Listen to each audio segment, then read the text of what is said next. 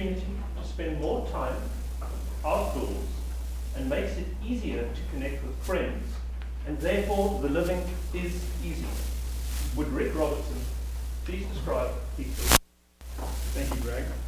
Keith is speaking from the Comic Communicator Manual, project number 6, Vocal Variety.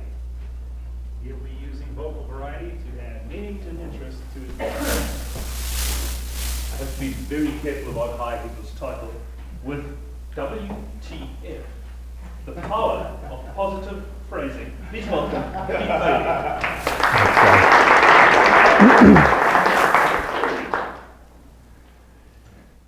My niece, Vivi Jean, is a very inquisitive and curious kindergartner. And because of this, her mother is always on her toes. So when the day came that Vivi came to Mom and said, "Mommy, what does WTF mean?" Stacy was quick to respond, "Why, Vivi, that means, why, that's fantastic." And she sold her daughter on it.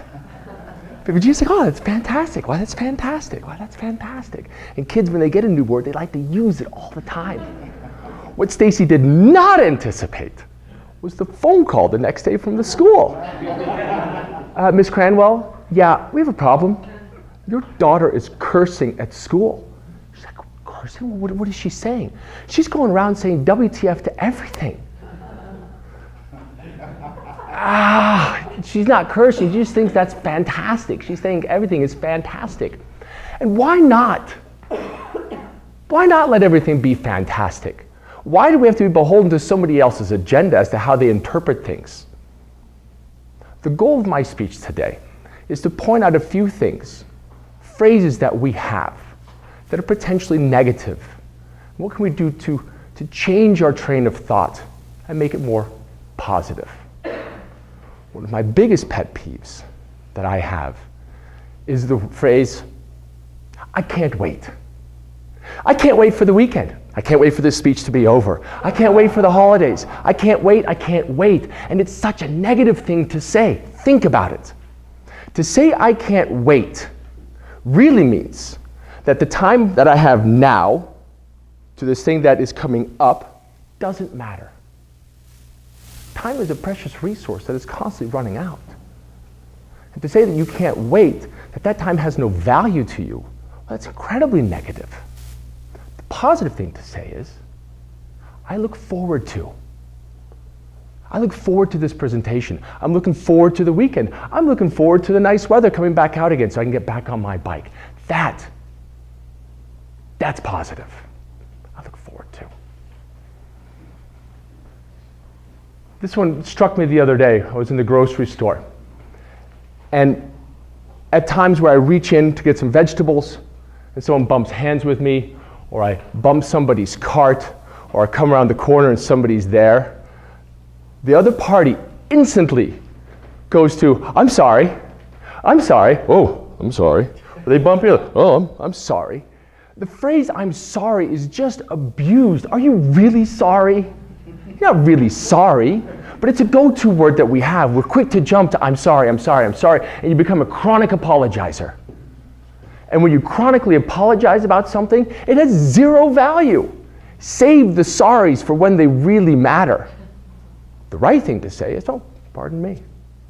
By all means, go right ahead. Excuse me." But not "I'm sorry."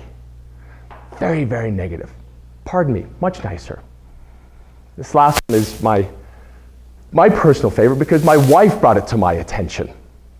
And there's a little story that goes along with it. I'm Dutch. And apparently, the Dutch people have a very bad habit of doing dishes. We like to clean things to the point of them being Dutch clean. Which means that we've cleaned off the visible germs that are on there and the food particles, but we necessarily haven't sanitized it to the point of being sterile. As a contributor in a relationship, I do my best to give, and when the chance comes to do the dishes, I'll do them. And my wife is standing over my shoulder as I'm cleaning off the plates and the pots and everything, and she's cleaning away, and she's like, I'm gonna check those. I was like, "Renee, I'm trying here, okay? And she goes, no, you should listen to what Yoda says. Do or do not. There is no try. And being a big fan of Star Wars, she is absolutely right. To say that you're going to try to do something, I'm going to try to make it to your birthday party. I'm going to try to finish this paper. I'm going to try to be prepared. Really what you're setting yourself up with is another form of an excuse. So when you let that person down, you can say, I'm sorry. The right thing to say is to set that expectation up front, in the very beginning. Don't feel bad about it. Somebody asks you, hey, you want to come out, have a few drinks, have some hot wings tonight? I'm unable to go. No. Or, absolutely, I love wings too. I have a special way of eating them. One hand for the wings, one hand for the beer. I'll be there. To get away from the tries and to just do. There's many more examples out there. We all have them. We have catchphrases, stop words, things that we say that could be potentially be negative that we could turn. I could stand up here all day and talk about this. But I think I've achieved my objective. Because many of you today are going to be driving along and think, WTF, that was really good.